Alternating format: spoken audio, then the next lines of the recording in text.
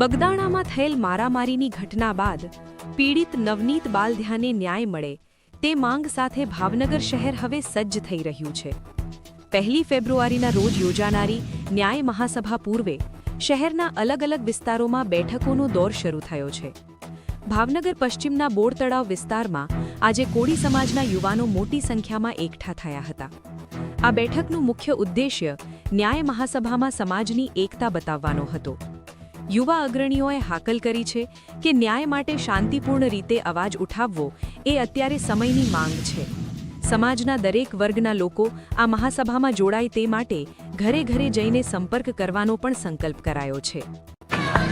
બધાએ જે વિગતવાર વાત કરી છે નવનીતભાઈને ન્યાય અપાવવાની, એ વાતમાં મુખ્યત્વે વાત કરું, કોળી સમાજનું લોહી દોડે છે।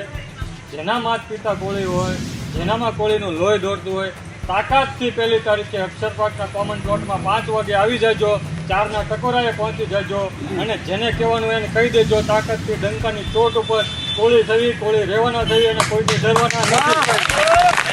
બીજી વાત કરું, 25 દિવસથી સતત આ લડાઈ લડી રહ્યા છીએ। ભૂતકાળમાં પણ જેટલી ઘટનાઓ કોળી સમાજ ઉપર બને છે, જેટલા પર અત્યાચાર બન્યા છે, ટોટલી જગ્યા પર અમે હાજર રહ્યા છીએ, સમાજ માટે લડ્યા છીએ અને ક્યાંય પણ કોઈ પણની સામે લડવાનું થાય, સરકાર સામે લડવાનું થાય, પોલીસ તંત્રની સામે લડવાનું થાય, અમે લડ્યા છીએ। વાત રહી ગાંધી ચિંધ્યા માર્ગની, અત્યાર સુધી ગાંધી ચિંધ્યા માર્ગે ચાલ્યા હતા। હવે વાત છે ભગતસિંહની એક ઘટનાની વાત કરું કે